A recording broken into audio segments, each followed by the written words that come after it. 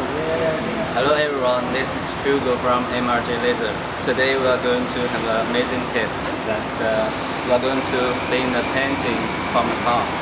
The laser we use today is a 300 watt pulsed laser.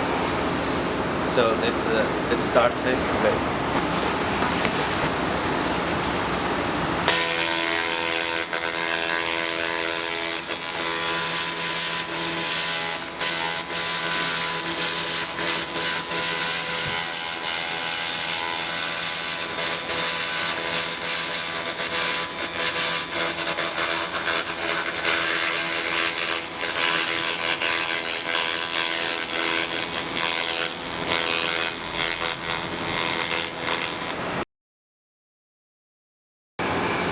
We can see the cleaning speed is fast, and now the painting has been removed to the base color already.